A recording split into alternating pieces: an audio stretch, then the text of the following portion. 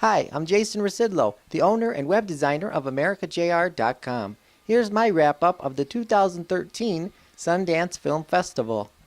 Now, The Lifeguard was the very first film that I saw at this year's festival. The movie made its world premiere at the Library Center Theater in Park City, Utah on Saturday, January 19th. In it, Kristen stars as Lee, a reporter for the Associated Press. The film opens with a shot of her doing a story about endangered animals. Lee took some time off from her job and went back to her childhood home in Connecticut. She got her old high school job back, being a lifeguard. It's hard for me to imagine how that could be a better job than being a reporter. Meanwhile, time went by, and her editor sent her a text message. If you do not return to work in 2 weeks, consider your job terminated. Lee never responded to the messages and kept on lifeguarding. 3 teenage boys who dressed in Gothic style showed up at the pool.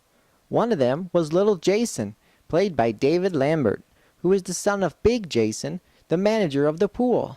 Lee started talking to little Jason and they formed a relationship. Several times throughout the film, we see Lee and little Jason having sex.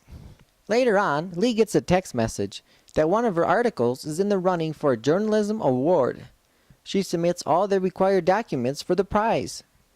Then we find out that Lee wins the award and the $1,000 cash prize to go with it. You'll have to see the movie to find out what she does with the winnings. I was interested in seeing the film for 2 reasons. First, Kristen Bell is the native Detroiter who grew up in Huntington Woods. Secondly, she starts out as a reporter, which is my current occupation. I really enjoyed this movie.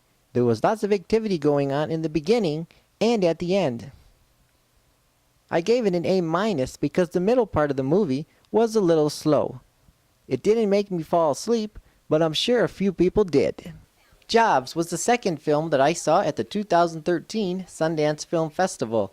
It is a biographical drama film about the career of Apple founder Steve Jobs, from its start as a partnership all the way to being the world's largest publicly traded corporation in the world. In it, Ashton Kutcher plays the title role of the late founder, who died in 2001. The movie made its world premiere at Sundance on Friday, January 25th. The film opens with the scene of Steve Jobs talking to his associates in 2001. He introduced a new product to them that he said would change the world.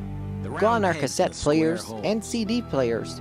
Jobs showed off the very first edition of the Apple iPod. Woohoo! Employees were greatly impressed and gave him a standing ovation. Then the credits roll. Josh Gad plays Apple co-founder Steve Wozniak, while Dermot Mulroney plays the role of Mike Markula, an angel investor and the second CEO of the company. Matthew Modine starred as John Scully, Apple's CEO from 1983 to 1993. Josh Getz plays Steve's father Paul, and Leslie Ann Warren stars as his mother Clara. Jobs shows the many ups and downs in the late founder's life. He had trouble getting along with the ladies and members of his own family because he was so dedicated to working. Steve burned the midnight oil on a daily basis. He also spent very close attention to detail. While most people thought something was finished, he disagreed and asked them to redo it.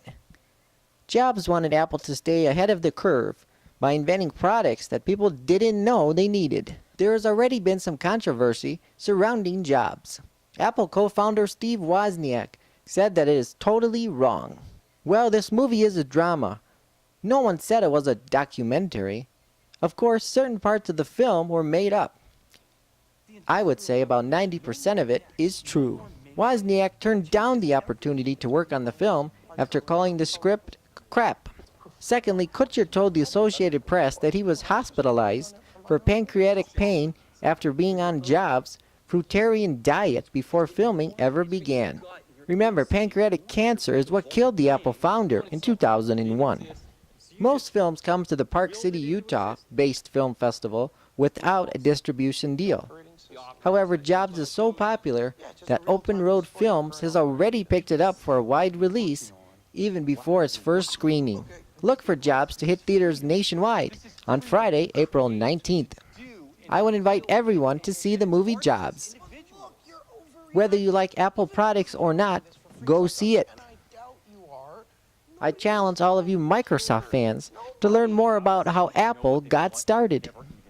Afternoon Delight was the third and final film that I saw at the 2013 Sundance Film Festival. The movie made its world premiere at the Eccles Theater in Park City, Utah on Monday, January 21st. It won the U.S. Drama Directing Award at the film festival. I got to see it at one of the special Best of Fest screenings on Monday, January 28th at the Rose Wagner Performing Arts Center in Salt Lake City. Kathryn Hahn from HBO's Girls stars as Rachel, a lost Los Angeles housewife who puts her hipster life in jeopardy after she tries to rescue a stripper named McKenna, played by Juno Temple. Josh Radnor from How I Met Your Mother fame stars as Jeff, Rachel's husband. Also starring in the film are Jane Lynch, Michaela Watkins, John Kapelos, Annie Mamulo, and Jessica St. Clair. Rachel and Jeff are an unhappy married couple with 2 kids and a big house in Southern California. Rachel was having trouble getting excited about making love. They haven't had sex in 6 months. She decided to go see her therapist, Lenore, played by Glee's Jane Lynch. Lenore would always begin her statements by saying, "Can I share something?" and then describes about what she does with her wife, Portia. Rachel keeps on seeing her several times throughout this film. Meanwhile, Rachel thought it would be a good idea to take Jeff to a strip club to reignite their love. He paid for her to get a lap dance, and that is when she met McKenna. Rachel thought McKenna looked kind of young, so she asked what her age was, and McKenna replied 16, and then described herself as a sex worker. The next day, Rachel went to get some coffee at a famous LA food truck.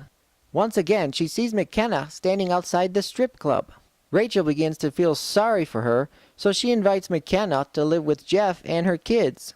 Later in the movie, Rachel decides to have McKenna take care of her children so she could spend more time with Jeff in the bedroom. Rachel also introduced McKenna to some of the other parents at her kids' school. Further in the movie, McKenna invited Rachel to watch her have sex with one of her popular clients on a Tuesday. Rachel agreed, but then got very grossed out. I was interested in this film when I saw that Josh Radnor and Jane Lynch were part of the cast, even in their supporting roles. Overall, I liked Afternoon Delight because there was lots of action from start to finish. There were many sex scenes, so it's definitely not a movie you want to see with the kids. I imagine it would get an R rating when it makes it into select theaters and also for its DVD release. Reporting from the 2013 Sundance Film Festival in Park City, Utah, I'm Jason Rzucidlo for AmericaJR.com. See you next year.